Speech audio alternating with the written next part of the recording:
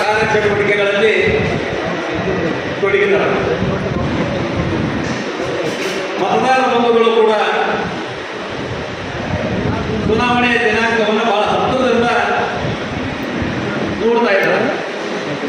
ಯಾವತ್ತು ಚುನಾವಣೆ ಬರ್ತದೆ, ನಾವು ಯಾವತ್ತು ಮತದಾನ ಮಾಡ್ತೀವಿ, ನಾವು ಹಾಕುವಂಥ ಮತ ನರೇಂದ್ರ ಮೋದಿಯವರ ಗುರುತು, ಕಮಲದ ಗುರುತು ನಾವು ಓಟ್ ಹಾಕಬೇಕು ಅನ್ನಂತ ಒಂದು ತುಡಿತ, ಒಂದು ಸಂತೋಷ, ಒಂದು ವಾತಾವರಣ ಇಡೀ ದೇಶದಲ್ಲಿ, ರಾಜ್ಯದಲ್ಲಿ, ಇವತ್ತ ನಮ್ಮ ಜಿಲ್ಲೆಯಲ್ಲಿ ಕೂಡ ನಾವು ಕಾಣ್ತಾ ಇದ್ದೀವಿ.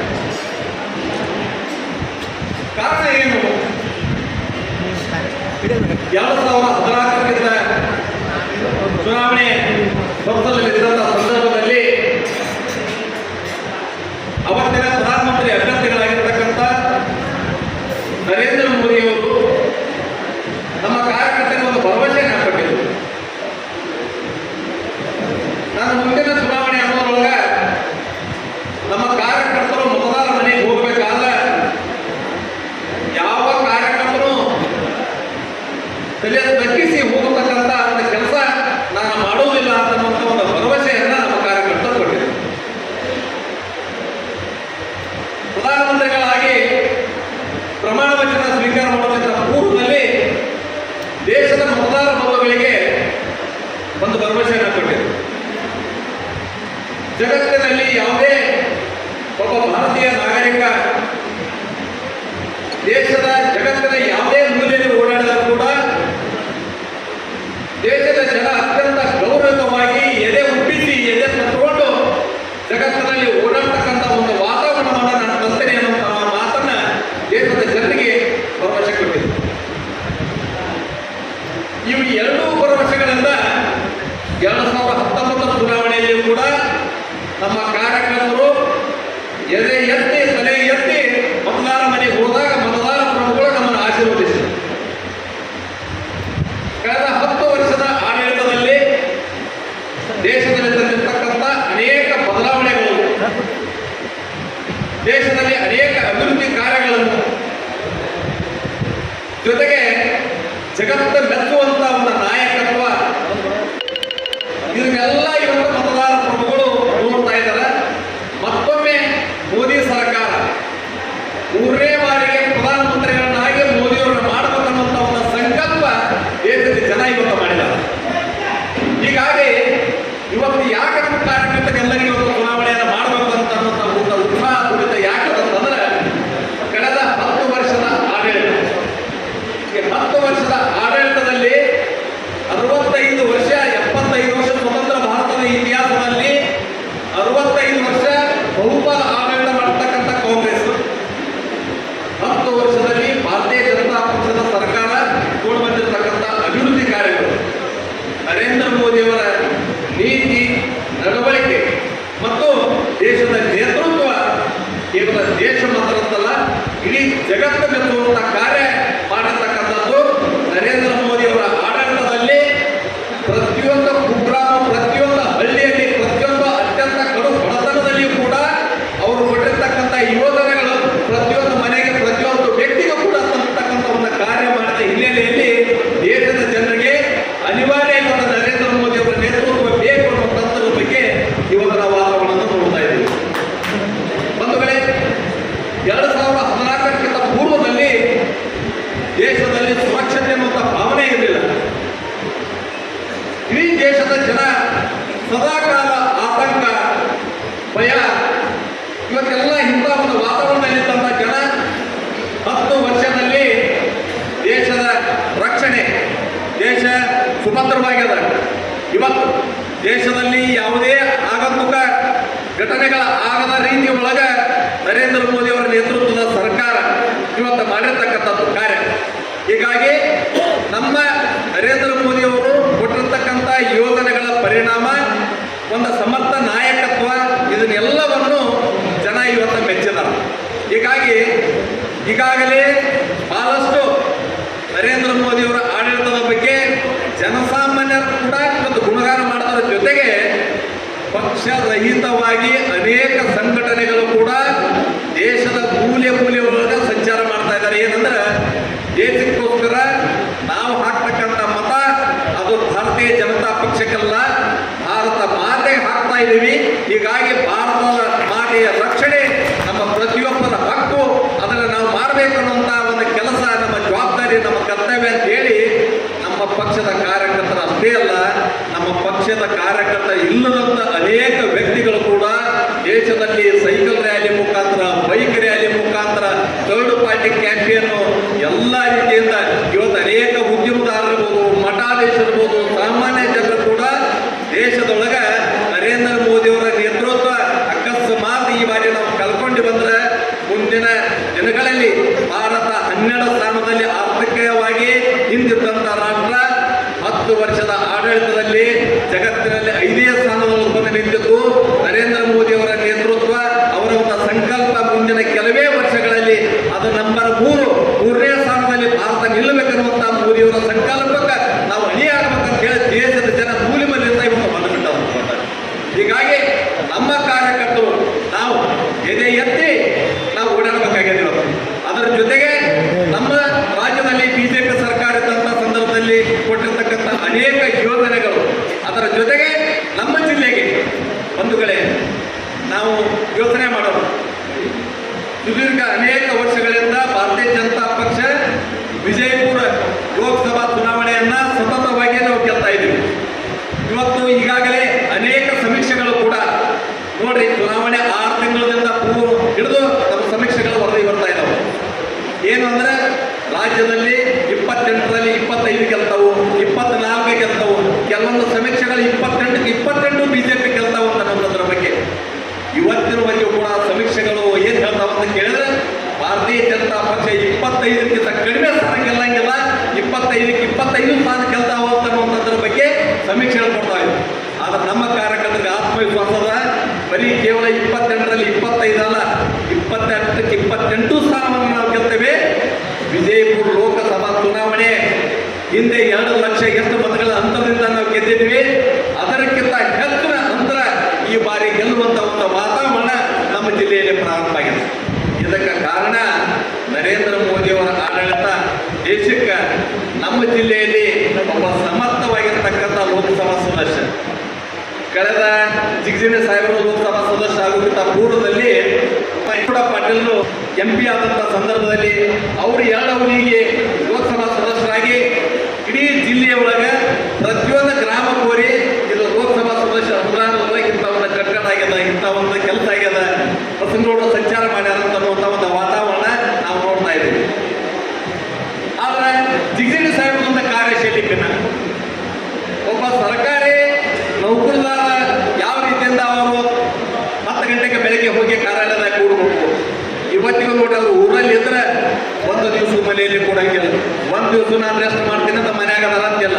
ಬೆಳಗ್ಗೆ 10 ಗಂಟೆಗೆ ಅವರು ಬಂದ್ರೆ ತಮ್ಮ ಕಾರ್ಯಾಲಯದಲ್ಲಿ, ತಮ್ಮ ಲೋಕಸಭಾ ಸದಸ್ಯರ ಕಾರ್ಯಾಲಯದಲ್ಲಿ 10 ಗಂಟೆಯಿಂದ ಸಂಜೆ 5 ಗಂಟೆವರೆಗೆ ಜನರ ಕಷ್ಟಗಳು, ಎಲ್ಲೆಲ್ಲಿ ಏನೇನು ಸಮಸ್ಯೆಗಳದ, ಅದಕ್ಕೆ ಏನೇನು ಪರಿಹಾರ ಮಾಡ್ಬೇಕನ್ನೋದ್ರ ಜೊತೆಗೆ ಯೋಜನೆಗಳನ್ನು ಏನೇನು ತಯಾರಿ ಮಾಡಬೇಕಾಗ್ಯದ, ನಾನು ಏನೇನು ಯೋಜನೆಗಳನ್ನು ತುಂಬ ನಾನು ಲೋಕಸಭಾಗೆ ಹೋಗಬೇಕಾಗ್ಯದ, ನರೇಂದ್ರ ಮೋದಿಯವರ ಬಳಿ ಸರ್ಕಾರದ ಬಳಿ ಏನೇನು ನಾನು ಪ್ರಾಜೆಕ್ಟ್ಗಳು ಮಾಡ್ಕೊಡ್ಬೇಕು, ನನ್ನ ಜಿಲ್ಲೆಗೆ ನಾನು ಏನು ಅನುದಾನ ತರಬೇಕಂತ ಹೇಳಿ ಕಳೆದ 10 ವರ್ಷದಿಂದ ಅವರ ಒಂದು ಪ್ರಯತ್ನ, ಅವರ ಒಂದು ಪರಿಶ್ರಮದಿಂದ ಕಳೆದ 10 ವರ್ಷದಲ್ಲಿ ನಮ್ಮ ಜಿಲ್ಲೆಗೆ ಬಂದಿರತಕ್ಕಂಥ ಅನುದಾನ 1 ಲಕ್ಷ ಕೋಟಿ. 1 ಲಕ್ಷ ಕೋಟಿ ಅನುದಾನ ನಮ್ಮ ಜಿಲ್ಲೆಗೆ ಅಭಿವೃದ್ಧಿಗೆ ಒಪ್ಕೊಂಡ್ಬಂದಿರತಕ್ಕಂಥ ಅನುದಾನ. ಇವತ್ತು ನಮ್ಮ ಜಿಲ್ಲೆ ಒಳಗೆ ನೋಡ್ರಿ, 2014ಕ್ಕಿಂತ ಪೂರ್ವದಲ್ಲಿ ಜಿಲ್ಲೆ ಒಳಗಿದ್ದಂಥ ಒಂದೇ ಒಂದು ನ್ಯಾಷನಲ್ ಹೈವೇ, ಇವತ್ತು ಜಿಲ್ಲೆ ಒಳಗೆ 7 ಹೈವೇಗಳು. ಇವತ್ತು ರಸ್ತೆಗಳಿರ್ಬೋದು, ರೈಲ್ವೆ ಟ್ರ್ಯಾಕ್ಗಳಿರ್ಬೋದು, ರೈಲ್ವೆ ಇರ್ಬೋದು, ರೈಲ್ವೆ ನಿಲ್ದಾಣ ಇರ್ಬೋದು, ಏರ್ಪೋರ್ಟ್ ಆಗಬೇಕಂತ ಬರೀ ಕನಸಿತ್ತು. ಆ ಕನಸು ಕೂಡ ಸಾಕಾರ ಮಾಡಿರ್ತಕ್ಕಂಥದ್ದು ಅವರ ಒಂದು ಪ್ರಯತ್ನದಿಂದ ಇಡೀ ದೇಶದೊಳಗೆ ನರೇಂದ್ರ ಮೋದಿಯವರು ಕುಡಿಲಿಕ್ಕೆ ನೀರು ಕೊಟ್ಟಿರ್ತಕ್ಕಂಥದ್ದು, ಜಲಜೀವನ ಮಿಷನ್ ಅಡಿ ಒಳಗೆ ಇಡೀ ಜಿಲ್ಲೆ ಒಳಗೆ ಪ್ರತಿಯೊಬ್ಬರ ಮನೆಗೆ ಕುಡಿಲಿಕ್ಕೆ ನೀರು ಕೊಟ್ಟಿರ್ತಕ್ಕಂಥ ಕಾರ್ಯ ಮಾಡತಕ್ಕಂಥದ್ದು. ಅದು ವಿಶೇಷವಾಗಿ ಅವರೇ ಹಿಂದೆ ಕೇಂದ್ರ ಸಚಿವರಾಗಿದ್ದಂಥ ಸಂದರ್ಭದಲ್ಲಿ ಅವತ್ತ ತೆಲಂಗಾಣ ರಾಜ್ಯ, ಬೇರೆ ಬೇರೆ ರಾಜ್ಯಕ್ಕೆ ಪ್ರವಾಸ ಮಾಡಿ ಇದನ್ನು ನಾನು ಕೂಡ ದೇಶದಲ್ಲಿ ಅನುಷ್ಠಾನಕ್ಕೆ ತರಬೇಕಂತ ಹೇಳಿ ನರೇಂದ್ರ ಮೋದಿಯವರ ಬಳಿ ಪ್ರಾಜೆಕ್ಟ್ ತಗೊಂಡು ಹೋಗಿ ಅದನ್ನು ಅನುಷ್ಠಾನ ತುಂಬುವಲ್ಲಿ ಪ್ರಯತ್ನಕ್ಕೆ ಅವತ್ತು ಕೂಡ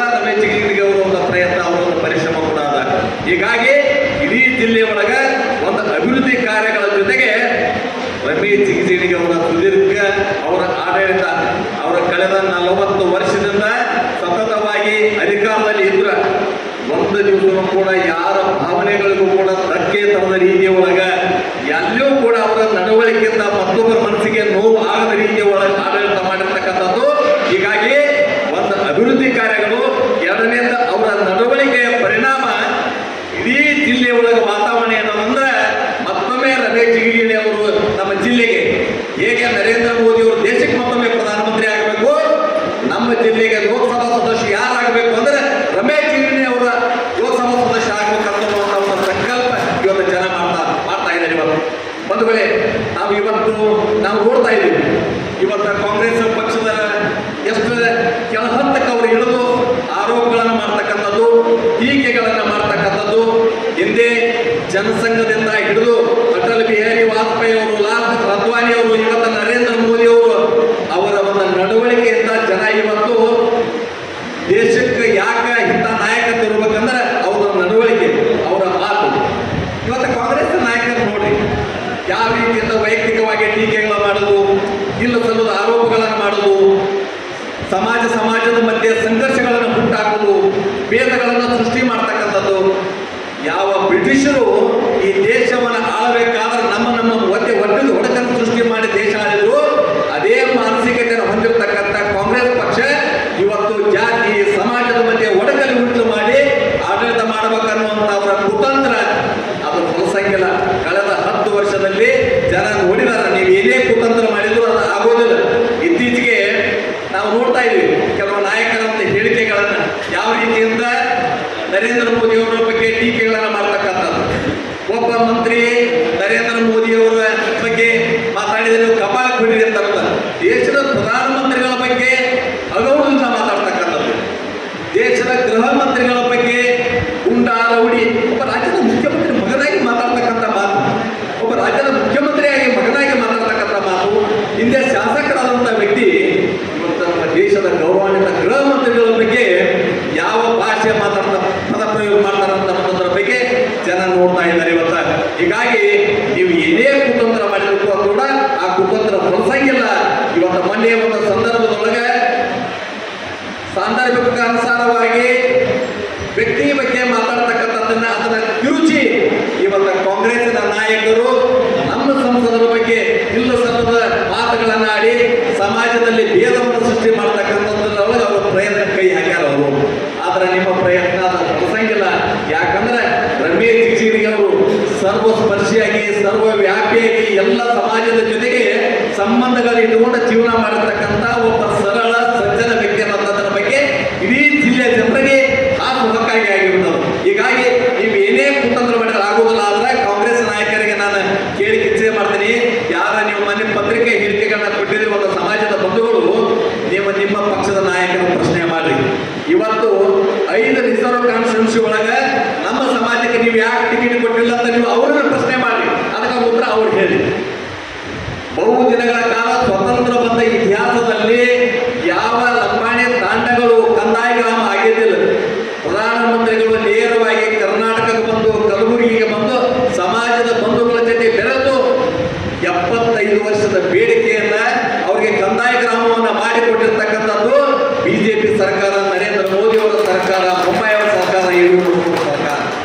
ಇವತ್ತು ಕರ್ನಾಟಕದಲ್ಲಿ ಅನೇಕ ನಿಗಮಗಳನ್ನು ಸ್ಥಾಪನೆ ಮಾಡುವಲ್ಲಿ ಇವತ್ತು ಲಂಬಾಣಿ ಸಮಾಜದ ನಿಗಮವನ್ನು ಸ್ಥಾಪನೆ ಮಾಡಿ ಅದಕ್ಕೆ ಅಭಿವೃದ್ಧಿಗೆ ಅನುದಾನ ಕೊಟ್ಟು ಸಮಾಜದಲ್ಲಿ ಬದಲಾವಣೆ ತರ್ತಕ್ಕಂಥದ್ದು. ಹೀಗಾಗಿ ಪ್ರತಿಯೊಂದು ಸಣ್ಣ ಸಣ್ಣ ಸಮಾಜದ ಏಳಿಗೆಯನ್ನು ಬಯಸ್ತಕ್ಕಂಥ ಕೆಲಸ ಮಾಡ್ತಕ್ಕಂಥ ಭಾರತೀಯ ಜನತಾ ಪಕ್ಷ. ಭಾರತೀಯ ಜನತಾ ಪಕ್ಷ ಎಲ್ಲಿ ಯಾವುದೋ ಒಂದು ಸಮಾಜವನ್ನ ಗುರಿಯಾಗಿ ಇಟ್ಕೊಂಡು ಎಂದೂ ಕೆಲಸ ಮಾಡೋದಿಲ್ಲ. ಎಲ್ಲ ಸಮಾಜದ ವಿಶ್ವಾಸಕ್ಕೆ ತೆಗೆದುಕೊಂಡು ಕೆಲಸ ಮಾಡ್ತಕ್ಕಂಥ ಒಂದು ಪ್ರಯತ್ನ ಮಾಡ್ತಕ್ಕಂಥದ್ದು ಬಿಜೆಪಿ. ಹೀಗಾಗಿ ಬಿಜೆಪಿ ದೇಶಕ್ಕೆ ಅನಿವಾರ್ಯ ಅನ್ನುವಂಥ ಸ್ಥಿತಿ ಒಳಗೆ ಇವತ್ತಿನ ಆಡಳಿತ ಕಾರ್ಯವೈಖರಿ ನಮ್ದು ನಡೆದ. ನಿಶ್ಚಿತವಾಗಿ ನಾನು ಇಲ್ಲಿ ಇರ್ತಕ್ಕಂಥ ನಮ್ಮ ಪದಾಧಿಕಾರಿಗಳು ನಾವು ಇವತ್ತು ಕರೆದಿರ್ತಕ್ಕಂಥ ಸಭೆ ಚುನಾವಣೆಯನ್ನು ಗೆಲ್ಲಬೇಕಾದ್ರೆ ನಾವು ಬೂತ್ಗಳನ್ನು ಗೆಲ್ಲಬೇಕಾಗಿದೆ. ನಾವು ಬೂತ್ಗಳನ್ನು ಗೆಲ್ಲಬೇಕಾದ್ರೆ ನಮ್ಮ ಬೂತ್ನಲ್ಲಿರ್ತಕ್ಕಂಥ ನಮ್ಮ ಬೂತ್ ಸಮಿತಿ ನಮ್ಮ ಭೇದ ಪ್ರಮುಖರನ್ನ ಸಕ್ರಿಯಗೊಳಿಸಿ ಅವ್ರನ್ನೆಲ್ಲರ ವಿಶ್ವಾಸಕ್ಕೆ ತಗೊಂಡು ಮಾಡಿರ್ತಕ್ಕಂಥ ಅಭಿವೃದ್ಧಿ ಕಾರ್ಯ ಯೋಜನೆಗಳನ್ನ ಮನೆ ಮನೆಗೆ ಪ್ರತಿಯೊಬ್ಬರು ಮನೆಗೆ ತಲುಪಿಸ್ತಕ್ಕಂಥ ಕೆಲಸ ಮಾಡಿ ನಮ್ಮನ್ನು ಸಂಘಟನಾ ಶಕ್ತಿ ಭಾರತೀಯ ಜನತಾ ಪಕ್ಷ ಯಾವತ್ತೊಂದು ವಿಭಿನ್ನವಾಗಿ ಆಲೋಚನೆ ಮಾಡ್ತದೆ. ನಮ್ಮದೇ ಆದಂತಹ ಸಂಘಟನೆ ಸಾಮರ್ಥ್ಯವನ್ನು ಬಳಕೆ ಮಾಡಿಕೊಂಡು ಆ ಸಂಘಟನೆಯನ್ನ ನಮ್ಮ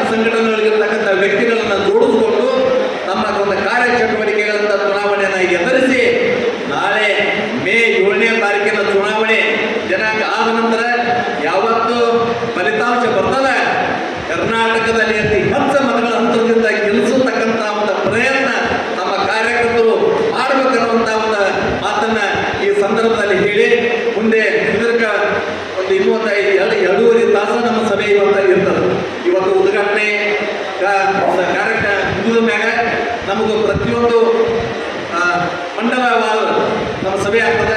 ಅದು ಮುಗಿದ ನಂತರ ಮತ್ತು ಪ್ರಶ್ನೋತ್ತರ, ಅದಾದ ನಂತರ ಸಮಾರೋಪ ಇರ್ತದೆ. ಇನ್ನು ಮುಂದಿನ 2 ಗಂಟೆಯವರೆಗೆ ಕೂಡ ತಮ್ಮ ಸಮಯವನ್ನ ಇಲ್ಲಿ ಮೀಸಲಿಟ್ಟು ಆಮೇಲೆ ನಾವು ಇಲ್ಲಿಂದ ತಿಳತಕ್ಕಂಥ ಒಂದು ಕಾರ್ಯ ಮಾಡಬೇಕು ಅನ್ನುವಂಥ ಮಾತನ್ನ ಹೇಳಿ ವೇದಿಕೆ ಮೇಲೆ ಹಾಜರಾಗಿರ್ತಕ್ಕಂಥ ಹಿರಿಯರಿಗೆ ತಮಗೆಲ್ಲರಿಗೆ ಒಂದೇ ನಾನು ಮಾತುಗಾರ ಹೇಳ್ತೇನೆ. ಜೈ ಹಿಂದ್, ಜೈ ಕರ್ನಾಟಕ, ಜೈ ಬಿಜೆಪಿ. ನಾನು ಒಬ್ಬ ಪಕ್ಷದ ಅಭ್ಯರ್ಥಿಯಾಗಿ ನಿಮಗೆ ಹೇಳುವಷ್ಟು ನಾನು ಏನು ಹೇಳಬೇಕಪ್ಪ, ನನಗೆ ಅಕ್ಷರ ಅಮ್ಮನವರು ಭಾಳ ಚೆನ್ನಾಗಿ ಹೇಳಿದ್ರು. ಆದ್ರೆ ಒಂದು ಮಾತು ಭಾಳ ಜನರಿಗೆ ಗೊತ್ತಿಲ್ಲ. ಪಕ್ಷದ ಕಾರ್ಯಕರ್ತ ಇದ್ರೆ ಮಾತ್ರ ನಾವು ರಾಜಕಾರಣಿಗಳಾಗಲಿಕ್ಕೆ ಸಾಧ್ಯದ. ಪಕ್ಷದ ಕಾರ್ಯಕರ್ತರು ಇಲ್ಲ ಅಂದ್ರೆ ನಮ್ಮ ಪರವಾಗಿ ಕೆಲಸ ಮಾಡದೇ ಇದ್ರೆ ನಾವು ಜೀರೋ ಆಗ್ತೇವೆ ಅಂತಕ್ಕಂಥದ್ದು ಭಾಳ ಜನ ತಿಳ್ಕೊಂಡಿಲ್ಲ ಅಂತಕ್ಕಂಥ ಮಾತವನ್ನು ಈ ಸಂದರ್ಭದಲ್ಲಿ ಹೇಳಿ ನನ್ನ ಇಡೀ ಜೀವಮಾನದವರೆಗೆ ಸುಮಾರು 40-45 ವರ್ಷದ ಅನುಭವಗಳಲ್ಲಿ ನಾನು ಹೇಳುವುದರ ಜೊತೆಗೆ ಪಕ್ಷದ ಕಾರ್ಯಕರ್ತರಿಂದ ಬಹಳ ನಾನು ಕಲ್ತ್ಕೊಂಡಿದ್ದೀನಿ. ಅದು ಭಾಳ ಜನರಿಗೆ ಗೊತ್ತಿಲ್ಲ. ಅವ್ರೇನು ಹೇಳದೆ ಹೋಗ್ತೀನಿ ಅಂತ ನಾನು ಹಂಗೆ ಅನ್ನಂಗಿಲ್ಲ. ಅವ್ರು ಏನು ಹೇಳ್ತಾರೆ, ಚಲೋದು ಹೇಳ್ತಾರೆ, ಕ್ಯಾಚ್ ಹೇಳ್ತಾರೆ, ಅದನ್ನೆಲ್ಲನೂ ಕೇಳಿಸ್ಕೊಂಡು ಆಯ್ದುಕೊಂಡ್ರೆ ಅಂತ ಹೇಳಿ ಕಳಿಸಿ. ಆದರೆ ಇವತ್ತು ಪಕ್ಷದ ಅಭ್ಯರ್ಥಿಯಾಗಿ ಪಕ್ಷದ ನಾಯಕರು ದೇಶದಲ್ಲಿ ನನ್ನ ಒಬ್ಬರು ಬಿಜಾಪುರ ಜಿಲ್ಲೆ ಅಭ್ಯರ್ಥಿಯಾಗಿ ಘೋಷಣೆ ಮಾಡ್ಯಾರ. ಆದ್ರೆ ದೇವರ ನನಗೆ ಹಾನಿಯಂತ ಶಕ್ತಿ ಕೊಟ್ಟರು ಕೂಡ ನಾನು ಜನರ ಜೊತೆ ಹೆಂಗದೀನಪ್ಪ ಅಂದ್ರೆ ಒಂದು ಹಿರಿಬ್ಯಾಗದೀನಪ್ಪ. ಎಲ್ಲ ಸಮಾಜದ ಜನರಿಗೆ ಭಾಳ ಜನರ ತಲೆಯಾಗ ಏನಿರ್ತದೆ, ನಮ್ಮ ಸಮಾಜ ಭಾಳ ದೊಡ್ಡದ ಅಂತ ತಿಳ್ಕೊತಾರೆ. ಮತ್ತು ಅವ್ನು ಬಾಡದಿದ್ದವ ತಾನು ಒಂದೇ ಸಮಾಜದ ಓಟ್ ಹಾಕೊಂಡು ಅವ ಎಲ್ಲ ಕೆಟ್ಟು ಬರ್ತಾನೆ ಏನಪ್ಪ, ಕೆಟ್ಟ ದೊಡ್ಡದ್ರಿಲ್ಲ. ಎಲ್ಲ ಸಮಾಜಗಳನ್ನು ಒಟ್ಟಿಗೆ ಕರ್ಕೊಂಡು ಹೋದ್ರೆ ಮಾತ್ರ ನಮ್ಮ ರಾಜಕಾರಣ ಅನ್ನೋದು ನಮ್ಮ ಪಕ್ಷದ ಕಾರ್ಯಕರ್ತರು ಕೂಡ ತಿಳ್ಕೋಬೇಕು. ಯಾಕಂದರೆ ಇಲ್ಲಾಂದ್ರೆ ನಮಗೆ ಬೇರೆದವರು ಸಪೋರ್ಟ್ ಮಾಡದೇ ಇದ್ರೆ ನಾವು ಏನೂ ಆಗಲಿಕ್ಕಾಗೋದಿಲ್ಲ. ಭಾಳ ಜನ ನನಗೆ ಕೇಳ್ತಾರೆ, ರಮೇಶ್ ಕಿರ್ಜಿನವರು ನೀವು 6 ಸಲ MP ಆಗಿರಿ, 3 ಸಲ MLAಗಳಾಗಿರಿ, ಆಮೇಲೆ 1 ಸಲ ಸೋತಿರಿ, ಇದಕ್ಕೆಲ್ಲ ಹೆಂಗೆ ಸಾಧ್ಯ ಮಾರಾಯ? ನಾವು 1-2 ಸಲ ಗೆದ್ದು ಬಿಟ್ಟರೆ ನಮ್ಗೆ ಬಾಧ್ಯ ಆಗಿರ್ತಾ ಇರ್ತಾರೆ. ಅದು ಭಾಳ ಸರಳ ಅದ, ನಿಮ್ಗೆ ತಿಳ್ಕೊಳ್ಳೋಕೆ ಬಂದಿಲ್ಲ ಮಾರಾಯ. ನಾ ಏನು ಮಾಡಲಿ, ನನಗೆ ತಿಳಿದದ ನಾನು ಹೊಡ್ತೀನಪ್ಪ, ಅದಕ್ಕೆ ಜನ ನನಗೆ ಪ್ರೀತಿ ಮಾಡ್ತಾರೆ ಅಂತ ನಾವು ಹೇಳ್ತೇವೆ. ಅವ್ರಿಗೆ ಗೊತ್ತಿಲ್ಲ ಅದೆಲ್ಲ. ಎಲ್ಲರನ್ನ ಹಚ್ಕೊಂಡು ಹೋಗಬೇಕು. ಸಣ್ಣ ಸಮಾಜ ಇರಲಿ, ದೊಡ್ಡ ಸಮಾಜ ಇರಲಿ, ಯಾರೇ ಇರಲಿ, ಅವ್ರಿಗೆ ಜೊತೆ ಕರ್ಕೊಂಡು ಹೋದ್ರೆ ಮಾತ್ರ ರಾಜಕಾರಣ ಇದು ಚೆಂದಾಗಿರ್ತದೆ ಅನ್ನೋದು ಭಾಳ ಜನ ಕಡಿಮೆ ಅಂತಕ್ಕಂಥ ಮಾತವನ್ನು ಈ ಸಂದರ್ಭದಲ್ಲಿ ನಾನು ಹೇಳಿ 15 ವರ್ಷಗಳ ಕಾಲ ಈ ಕ್ಷೇತ್ರದಲ್ಲಿ MP ಆಗಿ ನಾನು ಕೆಲಸ ಮಾಡಿ, ಹಿಂದೆ ಸುಮಾರು 18 ವರ್ಷಗಳ ಕಾಲ ಈ ಜಿಲ್ಲೆಯಲ್ಲಿ ಒಬ್ಬ ರಾಜ್ಯದ ಮಂತ್ರಿಯಾಗಿ ನಾನು ಕೆಲಸ ಮಾಡಿದ್ದೆ. ಕೇಂದ್ರದಲ್ಲಿಯೂ ಕೂಡ ನಾನು ಕೆಲಸ ಮಾಡಿದ್ದೆ. ಆದರೆ ನಾನು ಯಾರಿಗೂ ಕೆಟ್ಟ ಆಗ್ತಕ್ಕಂಥ ಕೆಲಸ ಮಾಡಿಲ್ಲ, ಯಾವ ಸಮಾಜಕ್ಕೂ ಅನ್ಯಾಯ ಮಾಡಕ್ಕೆ ಹೋಗಿಲ್ಲ. ನಾನು ನೋಡ್ರಿ, ನನ್ನ ದೇವ್ರು ಎಂಥ ಶಕ್ತಿ ಕೊಟ್ಟಿದ್ರು, ನನಗೆಂಥ ಬುದ್ಧಿ ಎಲ್ಲಿಂದ ಕಲ್ತೀನಿ ಅಂದರೆ ನಮ್ಮ ಕಾರ್ಯಕರ್ತರಿಂದ ಕಲ್ತೀನಿ. ಏನು ಬರೀ ದೊಡ್ಡವ್ರು ಅಡ್ಡೆ ಬರ್ತಾರ, ಬರಂಗಿಲ್ಲ. ಸಣ್ಣವ್ರು ಬರ್ತಾರೆ, ಅಂಗಿ ಹರಿದವ್ರು ಬರ್ತಾರೆ, ಕಾಲಾಗ ಚಪ್ಪಲ್ ಇದ್ದವ್ರು ಬರ್ತಾರೆ. ಅವ್ರಿಗೆ ಪ್ರೀತಿ ಮಾಡಿದ್ರೆ ನಮ್ಮಲ್ಲಿ ಯಾಕೆ ಹಿಡಿತಾರೆ ಅವರು? ನೀವು ಬರೀ ಚಂದ ನಮಗೆ ಹಾಕ್ಕೊಂಡವ್ರು ಬರ್ರಿ ಅಂದರೆ ಏನು ಅವ್ರು ಮತ್ತೊಬ್ಬರಿಗೆ ಹೇಳೋದಿಲ್ಲ. ಅವರು ಈಗೂ ನೋಡ್ರಿ, ಓಟ್ ಜಾಸ್ತಿ ಯಾರು ಹಾಕ್ತಾರೆ ಅಂದ್ರೆ ಬಡ ಜನ ಹಾಕ್ತಾರೆ. ಓಟ್ ಹಳ್ಳ್ಯಾಗ ಹೇಳೋದಾದ್ರೆ ಬಡ ಜನ 10 ಮಂದಿಗೆ ಹೇಳ್ತಾರೆ, ತಮ್ಮ ಜೊತೆ ಇರ್ತಕ್ಕಂಥ ಬಡವರಿಗೆ. ಭಾಳ ಸಾಹುಕಾರಗಳು ಇದ್ದವರು ತಮ್ಮ ಮನೆಯಾಗಿನ ಓಟ್ ಹಾಕಿ ಇದೇ ಅಂತಾರೆ ಬಡವರಿಗೆ ಶ್ರೀಮಂತ. ಇದು ಭಾಳ ಜನ ಅರ್ಥ ಮಾಡ್ಕೊಂಡವ್ರು ಕಡಿಮೆ ಇರ್ತಾರೆ. ನಾನು ಭಾಳ ಸಣ್ಣ ವಿಚಾರಗಳನ್ನು ಸಂಪೂರ್ಣವಾಗಿ ನಾನು ಅರ್ಥ ಮಾಡ್ತೀನಿ. ಅದಕ್ಕಾಗಿ 45 ವರ್ಷ ಒಬ್ಬ ದಲಿತನಾಗಿ ರಾಜ್ಯದಲ್ಲಿ ರಾಜಕಾರಣ ಮಾಡಿದ್ದೀನಿ. ಪಾರ್ಲಿಮೆಂಟ್ನಲ್ಲಿ ಕೂಡ ಸುಮಾರು 6 ಸಲ ಚಿಕ್ಕೋಡಿಗೆ ಹೋದರೂ ಕೂಡ 3 ಸಲ ಗೆಲ್ಲಿಸಿದ್ರು 3 ಬೇರೆ ಪಕ್ಷದಿಂದ ಜನ ನಾನು ಓಟ್ ಹಾಕಲ್ಲ. ಅದಕ್ಕೆ ಕಾರಣ ಏನು ಅಂದರೆ ಎಲ್ಲ ವರ್ಗದ ಜನರನ್ನ, ಸಣ್ಣ ಜನರನ್ನ, ಕಾಲ ಚಪ್ಪಲ್ ಇದ್ದವ್ರನ್ನ, ಅಂಗಿ ಹರ್ಕೊಂಡವ್ರನ್ನ ನಾವು ಹಚ್ಕೊಂಡಿವೋ ಅದಕ್ಕೆ ನಮಗೆ ಅವರು ಪ್ರೀತಿ ಮಾಡ್ತಾರ ಅಂತಕ್ಕಂಥ ಮಾತನ್ನು ಭಾಳ ಸ್ಪಷ್ಟವಾಗಿ ನಾನು ಹೇಳಿ ಇನ್ನು ಮುಂದಿನ ನಿರ್ಮಾಣಗಳಲ್ಲಿ ನಾನು ರಾಜಕಾರಣ ಮಾಡ್ತೀನಿ ಅನ್ನೋದು ಇನ್ನು ಬಿಟ್ಟು ತಲೆ ತೆಗೀಲಿ. ನನಗೂ ಮುಂದಿನ ಚುನಾವಣೆ ಮುಂದಿನ ನಿರ್ಮಾಣಗಳಲ್ಲಿ ರಾಜಕಾರಣ ಮಾಡೋದು ಸಾಕು. ಯಾಕಂದರೆ ಎಷ್ಟು ವರ್ಷ ಮಾಡಿದ್ರಿ? ನನ್ನ ವಯಸ್ಸಿನ 26ನೇ ವರ್ಷಕ್ಕೆ ರಾಮಕೃಷ್ಣ ಹೆಗ್ಡೆಯವರು ಪಟೇಲರು ನನಗೆ ರಾಜ್ಯದ ಏನಪ್ಪ ನಾನೊಂದು ಸಬ್ ಇನ್ಸ್ಪೆಕ್ಟರ್ ಆಗಿ ಹೋಗ್ಬೇಕು ಅಂತ ಮನುಷ್ಯನಿಗೆ ಒಬ್ಬ ರಾಜಕಾರಣಿ ಆದಮೇಲೆ MLA 83 ಆದಮೇಲೆ ನಾನು ಒಯ್ದು ಹೋಮ್ ಮಿನಿಸ್ಟರ್ ಮಾಡಿದೆ. ನೋಡ್ರಿ ಹೆಂಗದ, ನಾನು ಸಬ್ ಇನ್ಸ್ಪೆಕ್ಟರ್ ಆಗ್ಬೇಕನ್ನೋ ಮನುಷ್ಯನ ಹೋಮ್ ಮಿನಿಸ್ಟರ್ ಮಾಡೋದು ಇದಕ್ಕಿಂತ ಅದೃಷ್ಟ ಯಾರಿಗಾರು ಸಿಗ್ತದೆ ಇಲ್ರಿ. ಆಮೇಲೆ ನಮ್ಮ ಮನೆ ಬಡವರಿದ್ರು ಪಾಪ 3 ಲಕ್ಷ ರೊಕ್ಕ ಇಟ್ಟಿದ್ರು. ನನ್ನ ಮಗ ಇಂಜೆಕ್ಷನ್ ಇರ್ತಾನೆ ಖರ್ಚು ಮಾಡಲ್ಲ, ಬರೀ 26,000 ರೂಪಾಯಿಗಳು ನಾನು ಖರ್ಚಾಗ 83. ಯಾವ ಹಳ್ಳಿಯಲ್ಲಿ ಇಂಡಿ ತಾಲೂಕಿನಲ್ಲಿ ಒಬ್ಬರು ಕೂಡ ನಾನು ರೊಕ್ಕ ತಗೊಳ್ಳಿಲ್ಲ. ಯಾಕೆ ಮಾಡಿದ್ರೆ ಬರೀ 300 ರೂಪಾಯಿ 400 ರೂಪಾಯಿ ಬರ್ತಿತ್ತು ದುಡ್ಡಿಗೆ. ನಾವು ಖರ್ಚು ಮಾಡಿದ್ರೆ ಹೋಗಿ ನೀವು ಅಂತ ಹೇಳಿ ನೋಡ್ರಿ. ಎಲ್ಲ ನೋಡ್ರಿ, ಬರೀ ಇದೆಲ್ಲ ಹಾಗೆ ಬರೋದಿಲ್ಲ. ಸಮಾಜದ ಜೊತೆ ಯಾರು ಚೆನ್ನಾಗಿ ನಡ್ಕೋತಾರೋ ಅದನ್ನು ನಾವು ಕಲ್ಕೋಬೇಕು. ಮುಂದಿನ ನಿರ್ಮಾಣಗಳಲ್ಲಿ ನಮ್ಮ ಕಾರ್ಯಕರ್ತರಿಗೆ ಇದು ಒಂದು ನಿದರ್ಶನ ಆಗಬೇಕು. ನಾವು ಯಾವ ಸಮಾಜದವರೇ ಆಗಿರಲಿ, ನಾವು ಸಮಾಜದ ಜೊತೆ ಯಾವ ರೀತಿ ನಡ್ಕೋತೇವೋ ಸಮಾಜ ಆ ರೀತಿ ನಮ್ಗೆ ಉತ್ತರ ಆಗ್ಬೇಕು. ನಾವು ಅಡ್ಡೆ ಪ್ರೀತಿ ಮಾಡಿದ್ರೆ ಆಗೋದಿಲ್ಲ, ಅವ್ರು ಪ್ರೀತಿ ಮಾಡಬೇಕು ನಾವು, ಆವಾಗ ನಮಗೆ ನೆಮ್ಮದಿ ಸಿಗ್ತದೆ. ಅದನ್ನು ಬಿಟ್ಟು ನಾವು ಆ ರೀತಿ ಮಾಡದೇ ಇದ್ದರೆ ರಾಜಕಾರಣದಲ್ಲಿ ಇದು ಆಗಲಿಕ್ಕೆ ಸಾಧ್ಯ ಇಲ್ಲ ಅಂತಕ್ಕಂಥ ಮಾತನ್ನು ಈ ಸಂದರ್ಭದಲ್ಲಿ ನಾನು ಹೇಳಿ 15 ವರ್ಷಗಳ ಕಾಲ ಸತತವಾಗಿ ಇಂದಿನ ಲೋಕಸಭಾ ಸದಸ್ಯನಾಗಿ ಕೆಲಸ ಮಾಡಿ, ಹಿಂದೆ 5 ವರ್ಷಗಳ ಕಾಲ ಕಾಂಗ್ರೆಸ್ ಸರ್ಕಾರ 10 ವರ್ಷ, ಆಮೇಲೆ ಇವ್ರು ಅಟಲ್ ಬಿಹಾರಿ ಅವರು ವಾಜಪೇಯಿ ಅವ್ರ ಕಾಲಕ್ಕೆ ರಾಮಕೃಷ್ಣ ಹೆಗಡೆಯವರು ನಮ್ಮ ಲೋಕಶಕ್ತಿ ಇದ್ದಾಗ ಅವ್ರ ಜೊತೆ ಸಂಬಂಧ ಇಟ್ಕೊಂಡು ಅವ್ರ ಜೊತೆ ಏನಪ್ಪ ಅಲಯನ್ಸ್ ಮಾಡಿಕೊಂಡು ಅವಾಗ ನಾನು ಅದು ಅಲ್ಲಿಲ್ಲ ಲೋಕಸಭಾದಿಂದ ನಾನು ಆಗಿ ಬಂದ ಮೇಲೆ ನಾನು ಪ್ರಧಾನಮಂತ್ರಿ ಆಗಬೇಕು ಅಂತ ಅವಾಗೂ ಕೂಡ ನಾನು ಕೈ ಎತ್ತಿದ್ದೆ. ಮತ್ತೆ 2 ಪೀರಿಯಡ್ ಆಗಲಿಲ್ಲ. ಅವಾಗ ಕಾಂಗ್ರೆಸ್ ಸರ್ಕಾರ ನಂದು 10ನೇ ಅವಧಿ ಒಂದು ನಮ್ಮ ಇಂಡಿ ತಾಲೂಕಿನಾಗ ನಾನು ಹೇಳಿರ್ಬೇಕು ವಿಷಯ ಇದು.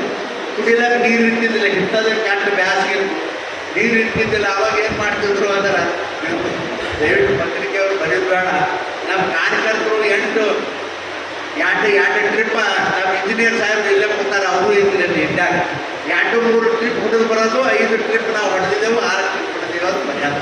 ಇದು ನೋಡಿ ಎಲ್ಲಿ ದಿನ ಬೇಸರ ಆಗಿದೆ.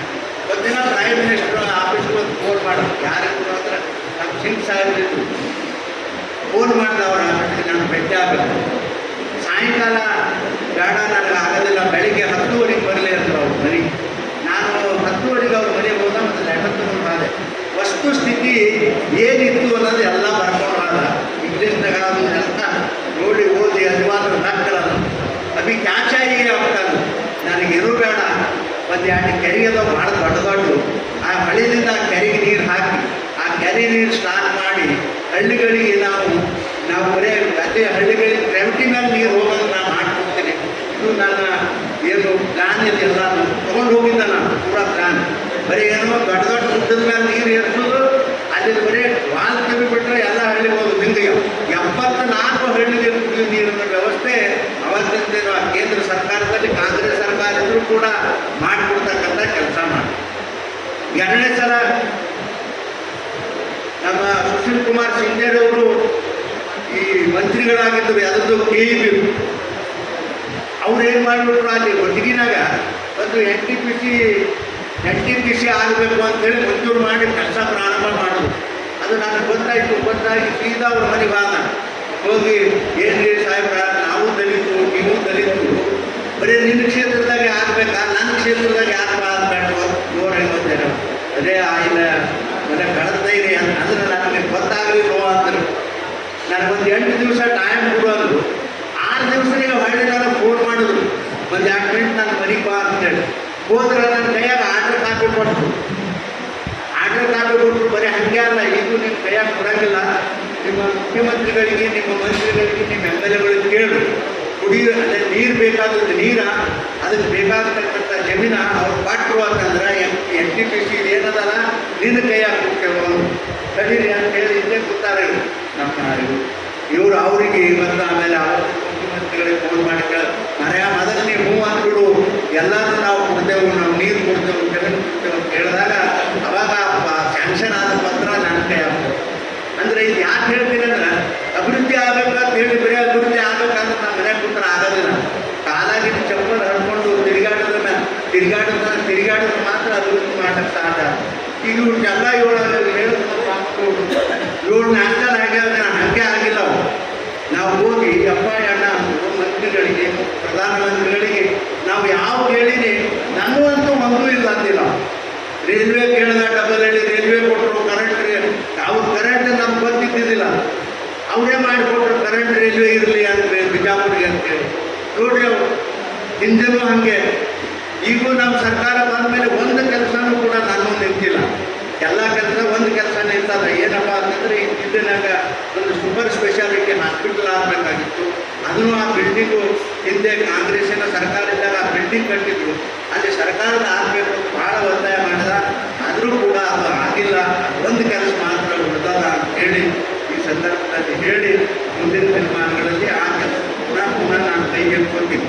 ಜನ ಆರಿಸ್ಕೊಂಡ್ರೆ ನಾನು ಕೈಗೆತ್ಕೋತೀನಿ ಅಂತಕ್ಕಂಥ ಮಾತನ್ನು ಈ ಸಂದರ್ಭದಲ್ಲಿ ಹೇಳಿ ಇನ್ನು ಸಾಕಿಲ್ಲ. ಇನ್ನು ನಾವು ಪಕ್ಷದ ಕಾರ್ಯಕರ್ತರಿಗೆ ಏನು ಹೇಳಬೇಕಪ್ಪ, ನಮ್ಮ ರಾಮನವರು ಹೇಳ ನಮ್ಮ ಅಧ್ಯಕ್ಷ ಅಲ್ರಿ, ನೀವು ಬರೀ ಟೀಮ್ ತಗೊಂಡು ಅಲ್ವಾದ ಇಲ್ವಾದ ಬೀಗರು ಬೇಕಾದ ಇದು ಅಂದ್ರೆ ಹಂಗೆ ಆಗೋದಿಲ್ಲ. ಮೊದಲೇನಿತ್ತು ಟರಾಟರ ಫೋನ್ ಹೊಡೆದ್ರು, ಅದು ಫೋನ್ ಏನು ಕೆಟ್ಟಿರ್ತಿತ್ತು, ಅವ್ನು ನಂಬರ್ ಇರ. ಈಗೇನಿಲ್ಲ, ಅವನು ಎಲ್ಲರ ಕೈಯಾಗ ಒಂದೊಂದು ಮೊಬೈಲ್ ಅದಾವ. ನಮ್ಮ ಹೆಂಡತಿ ಬೇರೆ ಊರಾಗಿರ್ತಾವ, ಬೀಗರು ಬೇರೆ ಊರಾಗಿರ್ತಾರ, ಅವ್ರಿಗೊಂದು ಫೋನ್ ಹೊಡೆಯೋದಪ್ಪ. ಬೇರೆ ನಮ್ಮ ಜಿಲ್ಜಿನೇ ನಿಂತಂದ್ರು ಅವ್ರಿಗೊಂದು ಫೋನ್ ಹಾಕ್ಬೇಕಪ್ಪ ಕಾರ್ಯಕರ್ತರು ಹೇಳಿದ್ರು. ಮತ್ತು ನೀವು ಅದನ್ನು ಅಟ್ಟೆ ಹೇಳಕ್ಕೆ ಅನ್ಕೋಬೇಕು, ಅವ್ರಿಗೆ ಹೈರಾಣ. ಅದೇ ಕೆಲಸನೇ ನಿಮ್ಮ ಬೂತ್ಗಳಲ್ಲಿ ತನಿಖೆ. ಇದು ನಾ ಯಾಕೆ ಹೇಳ್ತೀನಿ ಅಂದರೆ ಬೂತ್ನಾಗ ಇರ್ತಕ್ಕಂಥ ಶಕ್ತಿ ಬೇರೆ ಎಲ್ಲಿ ಇಲ್ಲ. ನೀವು ಬೂತ್ನಾಗ 100 ವೋಟ್ ಇತ್ತು ಅಂದ್ರೆ ಅದ್ರಾಗ 80 ವೋಟ್ ಹಾಕ್ಸಿದ್ರೆ ಅದು ಶಕ್ತಿ ಅಲ್ಲ ಅದು. ಮತ್ತು ನೀವು 80 ವೋಟ್ ಹಾಕಿ ಬೇರೆ ಕಡೆ ಹೋಗಿ ಹಾಕ್ಸ್ಲಿಕ್ಕೆ ಸಾಧ್ಯ ಅಲ್ಲ, ಹಾಕೋದಕ್ಕೆ ಆಗೋದಿಲ್ಲ. ಭಾಳ ಆದ್ರೆ ನೀವು ಬೇರೆ ಊರಾಗಿರ್ತಕ್ಕಂಥ ಬೀಗರು ಒಂದು 4 ಜನ ಇರ್ತಾರೆ, ಅವ್ರಿಗೆ ವೋಟ್ ಹಾಕ್ತಾರೆ. ಅದಕ್ಕೆ ನೀವು ಕೈ ಮುಗಿತೀನಿ. ನಮ್ಮ ಇಲ್ಲಿ ಏನಂತಂದ್ರೆ ಹಾಲಿನ ಮೇಲೆ ಇರ್ತಕ್ಕಂಥ ಕ್ರೀಮ್ ಏನು ಇರ್ತದ, ಮಲಾಯಿ ಹಾಕಿದ್ರೆ ಅದಕ್ಕೆ ಏನಂತೀರಪ್ಪ, ಹಾಲಿನ ಮೇಲೆ ಕೆನೆಯಿಂದ ಕದೀರಿ ಇವತ್ತು ಬಂದವರು. ನೀವು ಬರೇ ಕೆನೀರಿ, ಹಾಲಿನ ಮೇಲೆ ಕೆನೆ ಹಾಲು ಕುಡಿಸ್ದಾಗ ಕೆನೆ ಹ್ಯಾಂಗೆ ಬರ್ತದ, ಹುಡುಕಿದವರೆಲ್ಲ ಹಾಲಿದ್ದಾಗ. ಈಗ ನಾನು ಕೆನೆ ಅದ, ಈಗ ಬಂದಿರ್ತಕ್ಕಂಥವ್ರು ಎಲ್ಲ ಹಾಲಿನ ಮೇಲೆ ಕೆನೆ ಇದ್ದಾಗ. ಅತ್ಯಂತ ಪ್ರಮುಖವಾದ ಕಾರ್ಯಕರ್ತರು ನೀವು ಬಂದಿರಿ. ನಿಮ್ಮ ಕೆಲಸ ಏನಪ್ಪ ಅಂತಂದ್ರೆ ನಿಮ್ಮ ಬೂತ್ ಮಟ್ಟದಲ್ಲಿ ಎಲ್ಲ ಬೂತ್ ಮಟ್ಟದಲ್ಲಿ ಅವರೇ ನಿಮ್ಮ ಮುಂದೆ ಅಲ್ಲ. ನೀವು ಕೆಲವೊಬ್ಬರು ಪ್ರಭಾರಿಗಳಿರ್ತೀರಿ, ಕೆಲವೊಬ್ಬರು ನಿಮ್ಮನ್ನು ನೇಮಕ ಮಾಡಿರ್ತಾರೆ. ನಿಮ್ಮ ಹಳ್ಳಿಗೆ ಹೋಗಿ ನಿಮ್ಮ ಬೂತ್ ಪ್ರಚಾರ ಮಾಡಬೇಕು ಹೆಚ್ಚಿಗೆ. ನಾವೇನು ಮಾಡಿದ್ರೆ ಏನು, ನಾವೆಲ್ಲರೂ ಕೂಡಿ ಹೋಗ್ತೀವಿ, ಹೋಗೋಣ ಒಂದು ಎಲ್ಲರೂ ಗುಡ್ಯಾಗ. ಅದು ಈಗ ಗುಡ್ಯಾಗ ಕುಂದ್ರಲಾಕ ಬರೋದಿಲ್ಲ, ಮಣ್ಣ ಸಾಣ್ಯಾಗ ಕುಂದ್ರಲಾಕ. ಎಲ್ಲರೂ ಗಿಡದ ಕೆಳಗೆ ನಿಂತು ನೋಡ್ರಿ ಗೌಡ್ರ ಎಲ್ಲರೂ ಓಟ್ ಹಾಕ್ರಿ ಅಂತ ಅವ್ರು ಹೇಳಿ ನಾವು ಹೇಳೋದು. ಇವರು ಎಲ್ಲರೂ ನಮ್ಮ ಪಕ್ಷಕ್ಕೆ ಹಾವಣ್ಣ ಹಾಕ್ರಿ ಅಂತ ಅವ್ರು ಹೇಳೋದು ಬರೋದು. ಮತ್ತು ಈ ಬೂತ್ ಯಾರು ನೋಡೋದು, ಬೂತ್ ಕಾಯೋದು ನೀವು. ಅದು ಬೂತಿನ ಸಂಬಂಧಪಟ್ಟಿರ್ತಕ್ಕಂಥ ನಮ್ಮ ಕಾರ್ಯಕರ್ತರು ಆ ಕೆಲಸ ಮಾಡಿದ್ರೆ ಯಾವ ಜನ್ಮದಾಗೂ ನಮ್ಗೆ ಸೋಲಿಲ್ಲ ಅಂತೇಳಿ ಸೋಲಿಲ್ಲದಂಗೆ ಆಗ್ತದ ಅಂತಕ್ಕಂಥದ್ದು ಭಾಳ ಸ್ಪಷ್ಟವಾಗಿ ಸಂದರ್ಭದಲ್ಲಿ ಹೇಳಿ ಇದರ ಅನುಭವ ನಾವು ನೋಡಿದ್ದೀವಿ. ಹಿಂದೆ ಉತ್ತರ ಪ್ರದೇಶದಲ್ಲಿ ನಮ್ಮ ಪಕ್ಷದ ಮಂತ್ರಿಗಳಾಗಿದ್ದವರು ಏನು ಪ್ರಯತ್ನ ಮಾಡಿದ್ರು ಅಲ್ಲಿ ಅಂತ ಗೊತ್ತದ.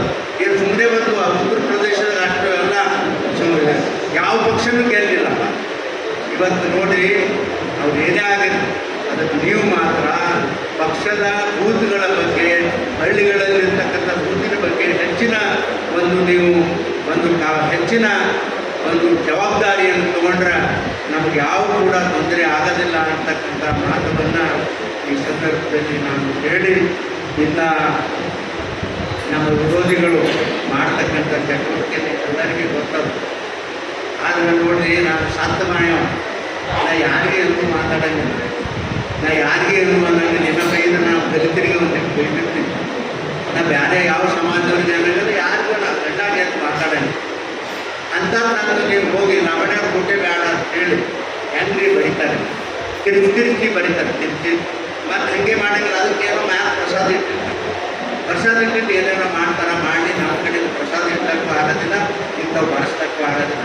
ಪುಣ್ಯಾತ್ಮ ನೀವು ಯಾರು ಬಳಸಿರಿ, ಇದು ಯಾರು ಮಾಡಿರಿ, ದೇವರು ನಿಮ್ಗೆ ಒಳ್ಳೇದು ಮಾಡಿರಿ ಅಂತ ಹೇಳಿ ಸಂದರ್ಭದಲ್ಲಿ ನಾನು ಹೇಳಿ ನಾನು ನಿಜವಾಗಿ ಆ ಸಮಾಜಕ್ಕೆ ಯಾವತ್ತೂ ಕೂಡ ನಾನು ನಮ್ಮ ಸಮಾಜ ದಲಿತ ಸಮಾಜ ನಾನಿರೋದು ಎಲ್ಲಿ ನಾನು ಓಟಿರೋದು ಎಲ್ಲಿ ಬರ್ತದೆ ಅದಕ್ಕೆಲ್ಲ ತಾಂಡ್ಯದಾಗೆ ಓಟೋದು ನಾನು ಮತ್ತು ಅವ್ರಿಗೆ ಬೇಕಿಲ್ಲ ನಾನು ತಾಂಡ್ಯದಾಗಿದ್ದೆವು ನಾನು ಓಟ್ ತಾಂಡ್ಯದಾಗ ಮುನ್ಸಿಪಾಲ್ಟಿಯಾಗ ನಂದು ಬುದ್ಧ ತಾಂಡ್ಯದಾಗ ನಾನು ಇಡೀ ಕುಟುಂಬದ ಓಟ್ ಅಲ್ಲೇ ನಾನು ಅವ್ರಿಗೆ ಹ್ಯಾಂಗೆ ಹೇಳ್ತೀನಪ್ಪ ಅಂದರೆ ಇದು ಒಟ್ಟಾರೆ ಏನಪ್ಪ ಅಂದ್ರೆ ಕಾಂಗ್ರೆಸ್ ಮುಖಂಡರಿಗೆ ಕಾಂಗ್ರೆಸ್ ಪಕ್ಷದ ಬಗ್ಗೆ ಕಾಂಗ್ರೆಸ್ ಕಾರ್ಯಕರ್ತರಿಗೆ ನನ್ನ ಮೇಲೆ ಅಪವಾದ ಹೊರಿಸ್ಬೇಕು ಅಂತೇಳಿ ಏನು ಜನ್ಮದಾಗ ಸಿಗಲಿಕ್ಕೆ ಸಾಧ್ಯ ಇಲ್ಲ ಅವರು ಅಗದಿ ಅದು ಎಲ್ಲ ತಂದಿ ನಂಬ್ಕೊಂಡು ಹುಡುಕಾಡಿದ್ರು ಅವ್ರಿಗೆ ನನ್ನ ಜನ್ಮದಾಗಿನ ಏನೇನು ತಪ್ಪು ಸಿಗ್ತದ ಅಂತ ಅದು ಸಾಧ್ಯ ಇಲ್ಲ ನಾನು ಒಬ್ಬ ನಿಜವಾದ ನನ್ನ ಕುಟುಂಬ ಪರಿಶ್ರಮ ಕುಟುಂಬ ನನ್ನ ತಾಯಿ ನನಗೆ ಪರಿಶ್ರಮದಲ್ಲಿ ನಮ್ಮನ್ನೆಲ್ಲ ಬೆಳೆಸಿದವರು ನಾವೇನು ಮಾಡ್ಲಿಕ್ಕೆ ಸಾಧ್ಯ ಇಲ್ಲ ಈಗ ಒಬ್ಬ ರಾಜಕಾರಣಿಯಾಗಿ 35 ವರ್ಷ ರಾಜಕಾರಣ ಮಾಡಿದರೆ ಇವತ್ತು ನನ್ನ ಮನೆ ಬಂಗಾರ ರೂಪಾಯಿ ಆಗಬೇಕಾಗಿತ್ತು ಆದರೆ ನನ್ನ ಪರಿಶ್ರಮದಿಂದ ನನ್ನ ಕುಟುಂಬದ ಪರಿಶ್ರಮದಿಂದ ನಾವು ಮುಂದೆ ಬಂದಿದ್ದೀವಿ ಬರೀ ನನ್ನ ಮಕ್ಕಳು ಸಾಧಿ ಓದಿಲ್ಲ ಅಂತೇಳಿ ನಾನು ಹೇಳ್ತೀನಿ 4,000 ರೂಪಾಯಿ ಜಮೀನು ಬಂದವು ಇವತ್ತು ಅದೊಂದು ಎಲ್ಲ ಶಿಟ್ಯಾಗ ಬಂದು ಒಂದೊಂದು ಕೋಟಿ ಆಗಿದೆ ನಾನು ಏನು ವಸೀಲಿ ಹೆಚ್ಚು ಅದು ಕೋರಕ್ಕೆ ನಮ್ಮ ಪಾಠ ಅಂತ ಏನಿಲ್ಲ ನೋಡಿ ಏನೇನೂ ಸಂಬಂಧ ಇಲ್ಲ ಬೇರೆ ರಾಜಕಾರಣಿಗೆ ನನಗೆ ಏನೂ ಸಂಬಂಧ ಇಲ್ಲ ನಾನು ರಾಜಕಾರಣ ಬೇರೆನಾದ ನಾ ಬಡ್ತೀನಿ ಗಾಡಿ ಅವ್ರವ್ರನ್ನ ಯಾಕೆ ಬರ್ತಾರೋ ಅವ್ರು ಬಡ್ಕೊಂಡು ಮಾಡ್ತಾರಪ್ಪ ಹೋಗಿ ಅವ್ರಿಗೆ ಯಾರಿಗಿಲ್ಲ ಅಂತ ಅಭ್ಯಂತರ ಇಲ್ಲ ಯಾವ ರಾಜಕಾರಣ ನೀತಿ ನಾವು ಬಿಡೋದಿಲ್ಲ ಇದು ಕಾರಣಕ್ಕೆ ಆನಂತರ ಸನ್ಮಾನ್ಯ ರಾಮಕೃಷ್ಣ ಹೆಗಡೆ J.H. ಪಟೇಲರು ನನಗೆ ತೋರಿಸಿಕೊಂಡಂಥ ಮಾರ್ಗದಲ್ಲಿ ಇವತ್ತಿಗೂ ಕೂಡ ಅವರ ಹೆಜ್ಜೆಯಲ್ಲಿಟ್ಟು ಇಲ್ಲಿವರೆಗೂ ನನ್ನ ಸಾಧನೆಯನ್ನು ಮಾಡ್ತೇನೆ ಅಂತ ಪ್ರಯಾಸ ನನ್ನ ಕಾರ್ಯಕರ್ತರು ಮಾಡ್ಯಾರ ಮುಂದಿನ ನಿರ್ಮಾಣಗಳನ್ನು ಕೂಡ ಮಾಡ್ತಾರ ಅಂತಕ್ಕಂಥ ಮಾತುವನ್ನು ಭಾಳ ಸ್ಪಷ್ಟವಾಗಿ ಹೇಳಿ ನಿಮ್ಮೆಲ್ಲರಿಗೆ ಹಿರಿಯರು ಹೇಳ್ತಾರೆ ಹಿಂದ ಒಂದು ಗುರುವಾದ ಮುಂದೆ ನನಗೊಂದು ಗುರಿ ಅದ ಅಂತಕ್ಕಂಥ ಮಾತ ಈ ಸಂದರ್ಭದಲ್ಲಿ ಹೇಳಿ ಆ ನನ್ನ ಗುರಿ ಸಾಧನ ನಾನಂತೂ ನನಗಂತೂ ದೇವರು ಎಂದು ಒಯ್ಯಂಗಿಲ್ಲ ನಾನು ವಸ್ತುವಾದ ಗ್ಯಾರಂಟಿ ಅಲ್ಲ ಭಾಳ ಜನ ಪ್ರಯತ್ನ ಮಾಡ್ಯಾರ ಅವರೆಲ್ಲ ಸೋತಾರ ಮುಂದೆ ಏನೂ ನಾನು ಮಾಡೋಕ್ಕಾಗೋದಿಲ್ಲ 83 ವರ್ಷ ನನ್ನ ದೇವರು ನನಗೆ ನಿನ್ನ ಆಯುಷ್ಯದ ಬರೆದು ಕಳಿಸ್ಯಾನ ನನ್ನ ಕಡೆಬಾರ್ದ ನಾನು ಯಾರೂ ಏನು ಮಾಡೋಕ್ಕಾಗಲ್ಲ 70 ವರ್ಷ ಬದುಕನವರೇ ನನ್ನ ಜೀವನದಾಗ ಏನದ ಹಠ ಅದನ್ನು ತೀರಿಸಲಿಕ್ಕೆ ಪ್ರಯತ್ನ ಮಾಡೋರೆ ನಾನಂತೂ ಬಿಡೋದಿಲ್ಲ ಒಬ್ಬ ದಲಿತನಾಗಿ ರಾಜ್ಯದಲ್ಲಿ ಒಂದು ಇತಿಹಾಸ ನಿರ್ಮಾಣ ಆಗಬೇಕು ಅಂತಕ್ಕಂಥ ನನ್ನ ಇಚ್ಛೆ ಆಗ್ತದೋ ಬಿಡ್ತದೋ ಅದು ದೇವ್ರಿಗೆ ಬಿಡೋದು ಆದರೆ ನಾನು ಮಾತ್ರ ಬಿಡೋದಿಲ್ಲ ಅಂತಕ್ಕಂಥ ಮಾತನ್ನು ನಾವು ಗಟ್ಟಿಯಾಗಿ ಸಂದರ್ಭದಲ್ಲಿ ಹೇಳಿ ಮುಂದಿನ ನಿರ್ಮಾಣಗಳಲ್ಲಿ ಕೂಡ ನಾ ರಾಜಕಾರಣ ಮಾಡದೇ ಇದ್ದರೆ ರಾಜಕಾರಣ ಬಿಟ್ಟು ನಿಲ್ತೀನಿ ಅಂತಲ್ಲ ನನ್ನ ಪಕ್ಷದ ಕಾರ್ಯಕರ್ತರು ಇನ್ನು ಈ ಪಕ್ಷ ಬಿಡೋ ಪ್ರಶ್ನೆನೇ ಇಲ್ಲ ನನಗೆ ಭಾಳ ಜನ ಕರೆದ್ರು ನಿಮಗೆ ಬರೀ ನಿಮ್ಮ ಟಿಕೆಟ್ ಬರೀ ಹೊರಗಡೆ ಹಾಕಿ ನಾಚಿಗೆ ಕೊಟ್ಟು ನಿಮ್ಮ ಟಿಕೆಟ್ ಸಹಾಯ ಮಾಡಿ ನಾನು ಟಿಕೆಟ್ ಕೊಟ್ಟಿಲ್ಲ ಅಂದ್ರೆ ಆರಾಮಾಗಿ ರಿಟೈರ್ ಆಗಿ ಮನೆಯಾಗ ಇರ್ತೀನಿ ಹಾಕ್ಬಿಟ್ಟು ಮತ್ತು ನೀವು ಪ್ರಚಾರ ಮಾಡೋದಿಲ್ಲ ನಾನು ಮತ್ತು ವಯಸ್ಸಾಗಿದೆ ಅಂತ ನಾನು ಬಿಟ್ಟಿರ್ತಾರೆ ಮಾರಾಯ ಮತ್ತೆಲ್ಲ ಕುದ್ದಾಡ್ಬೇಕು ಹೋಗಿ ಅಂತಕ್ಕಂಥ ಮಾತ ಭಾಳ ಸ್ಪಷ್ಟವಾಗಿ ಹೇಳಿನಿ ಅದಕ್ಕೆ ನಾ ಇಲ್ಲಿ ಯಾವ ಪಕ್ಷದಲ್ಲಿ ಹೋಗೋದಲ್ಲ ಇಲ್ಲೇ ಇರ್ತೀನಿ ಇಲ್ಲೇ ಸಂಸಾರ ಮಾಡ್ತೀನಿ ಇದಕ್ಕೆ ಕಾರಣೀಭೂತರು ಯಾರು ಅಂದ್ರೆ ರಾಮಕೃಷ್ಣ ಹೆಗಡೆ ಪಟೇಲರು ರಾಮಕೃಷ್ಣ ಹೆಗಡೆಯವರು ನನಗಿಲ್ಲಿ ಪಕ್ಷದಾಗ ಹೋಗೋದು ಬಾಯಿಲೆ ಹೇಳಿಲ್ಲ ಆದರೆ ಒಂದು ಶಬ್ದ ಮಾತ್ರ ಹೇಳೋದು ಕೊನೆಯ ದಿನಮಾನಗಳಲ್ಲಿ ರಮೇಶ ಮುಂದೆ ಯಾವ ಪಕ್ಷನೂ ಈ ರಾಜ್ಯದಲ್ಲಿ ಬೆಳೆದಿಲ್ಲಪ್ಪ ಇಡೀ ಹಳ್ಳಿಗೂ ಕೂಡ ಎಲ್ಲ ಹಳ್ಳಿಗೂ ಕೂಡ ಭಾರತೀಯ ಜನತಾ ಪಕ್ಷ ಬೆಳೀತದ ಅಂತೇಳಿ ಅವ್ರ ಬಾಯಿನ ಮಾತಿನ ಸಲುವಾಗಿ ಈ ಪಕ್ಷಕ್ಕೆ ನಾನು ಮುಂದೆ ಮಾಡಿ ನೋಡ್ರಿ ಎಂಥ ಅದ್ಭುತವಾದಂಥ ಮಾತು ಹೇಳಿದ ಮನುಷ್ಯ ಪಕ್ಷ ಯಾವುದು ಉಳಿಯೋದಿಲ್ಲ ಅಂತ ಹೇಳಿದ್ರು ಈಗ ಅದು ಸತ್ಯನಾಶ ಹೊಂಟದಿ ಕಾಂಗ್ರೆಸ್ ಪಕ್ಷ ಏನೇನೋ ಮಾಡಿ ಗದ್ದಲ ಮಾಡಿ ಎಂತ ನೋಡ್ರಿ ಪಾಪಿಷ್ಟು ಜನ ಅಂದ್ರೆ ಈ ಸರ್ಕಾರದಾಗ ದಲಿತರಿಗೆ ಬರಬೇಕಾದಂಥ 11 ಕೋಟಿ ರೂಪಾಯಿ ಅಲ್ರಿ ಅದು 22 ಕೋಟಿ ರೂಪಾಯಿ ತೊಗೊಂಡಾರ ಈಗ 22,000 ಕೋಟಿ ರೂಪಾಯಿ ತೊಗೊಂಡಾರ ಬರೀ 11,000 ಕೋಟಿ ಅಲ್ಲ ಬರೀ ಏನು ಹೇಳಿದೆವು ಇಷ್ಟು ದಿನ ಬರೀ 11 ಕೋಟಿ ತೊಗೊಂಡಾರ 11 ಕೋಟಿ ತೊಗೊಂಡಾರ 22 ಕೋಟಿ ರೂಪಾಯಿ 1,000 ಕೋಟಿ ರೂಪಾಯಿ ದಲಿತರ ಹಣವನ್ನು ಮುಳುಗಿಸ್ತಕ್ಕಂಥ ಕೆಲಸ ಮಾಡ್ಯಾರ ನಾನು ಹಿಂಗೆ ಹೇಳ್ತೀನಿ ಎದಕ್ಕಪ್ಪ ತೊಗೊಂಡ್ರಿ ಇಷ್ಟು ವರ್ಷ ಯಾರು SCPT ಅಮೌಂಟ್ ಕೈ ಹಚ್ಚಿದ್ದಿಲ್ಲ ಯಾವ ಸರ್ಕಾರದವರು ನೀವು ಕೈ ಹಚ್ಚಿರಿ ಅದಕ್ಕೆ ನಿಮ್ಗೆ ಪಾಪ ಎಷ್ಟು ಅಂತ ಹೇಳ್ತಾರೆ ಅದಕ್ಕೆ ಪಾಪ ತಟ್ಟಾದ ಎಲ್ಲಿ ತಟ್ಟಾದ ನೋಡಿ ನಿನ್ನ ಪಾಪ ಮಳೆ ಬರ್ತಿತ್ತು ಒಂದೇ ಮಳೆ ಬರ್ತಿತ್ತು ಮುಂಗಾರಿಗೆ ಬರ್ತಿತ್ತು ಹಿಂಗಾರಿಗೆ ಬರ್ತಿತ್ತು ಯಡಿಯೂರಪ್ಪಣ್ಣ ಪಾಪ ಹೈರಾಣಾಗಿ ತಣ್ಣಿ ಮ್ಯಾಕ್ ಏರಿಸ್ಕೊಂಡು ಮುಖ್ಯಮಂತ್ರಿ ಇದ್ದಾಗ ರಾಜ್ಯದ ಉದ್ದಕ್ಕೂ ತಿರುಗಾಡ್ತಾರೆ ಎದಕ್ಕೆ ತಿರುಗಾಡ್ತು ಅಯ್ಯಪ್ಪ ಮಳೆ ಬಂದದ ನಮ್ಮ ಪಾಪ ರೈತರು ಸಾಯ್ಲಾಗತ್ತಾರ ಅವ್ಕೇನ್ರೆ ಆಶ್ರಯ ಮಾಡೋಣ ಅಂತ ಹೇಳಿ ತಿರುಗಾಡಿ 5-5 ಲಕ್ಷ ರೂಪಾಯಿ ಒಂದೊಂದು ಮನೆಗೆ ರೊಕ್ಕ ಕೊಡ್ರಪ್ಪ ಅಂತ ಪುಣ್ಯ ಕೆಲಸ ಮಾಡಿರ್ತೀನಿ ನಮ್ಗೆ ಹೋಗ್ಬಿಟ್ಟು ಅವರು ದಲಿತರು ರೊಕ್ಕ ತಗೊಂಡು ನಿಮಗೆ ಚಲೋ ಮಾಡ್ತಾನೆ ದೇವರ ಇವಾಗ ಮಧ್ಯೆ ಪೂರ 5 ವರ್ಷ ಹೋಗೋದಿಲ್ಲ ಮಧ್ಯೆ ನೀವು ದಾಟ್ತೀರಿ ಅನ್ನೋದು ಒಂಥರ ದೇವರು ನನಗಂತೂ ಪಟ್ಟಾನ ಹೇಳಿ ಅದೇ ಪಕ್ಷದ ಕಾರ್ಯಕರ್ತರು ನೀವು ಮಾತ್ರ ದಯವಿಟ್ಟು ಸರ್ಕಾರ ಸಾಮಾನ್ಯವಾಗಿ ಬೇಕಾಗಿರ್ತಕ್ಕಂಥ ಎಲ್ಲ ಕೆಲಸ ನಮ್ಮ ಅಧ್ಯಕ್ಷರು ಮಾಡ್ತಾರೆ. ನಿಮ್ಮ ಕೆಲಸ ಏನು ಅಂದರೆ ನಿಮ್ಮ ಬೂತ್ ಮಟ್ಟದಲ್ಲಿ ನೀವು ಅತ್ಯಂತ ಸದೃಢರಾದ ಯಾವ ಕಾರಣಕ್ಕೂ ನಮ್ಮ ಪಕ್ಷಕ್ಕೆ ತೊಂದರೆ ಆಗೋದಿಲ್ಲ ಅಂತಕ್ಕಂಥ ಮಾತುಗಳನ್ನು ಈ ಸಂದರ್ಭದಲ್ಲಿ ನಾನು ಹೇಳಿ ದಯವಿಟ್ಟು ನಾನೇನಾದರೂ ತಪ್ಪು ಮಾತಾಡಿದ್ರೆ ದಯವಿಟ್ಟು ಕಾರ್ಯಕರ್ತರು ಕ್ಷಮೆ ಮಾಡಿ ಅಂತ ಹೇಳಿ ನಮ್ಮ ಕೂತಲ್ಲ ತಮ್ಮೆಲ್ಲರಿಗೆ ಕೇಳಿ ನಿಮ್ಮೆಲ್ಲರಿಗೂ ವಂದಿಸಿ ನಾನು 2 ಮಾತು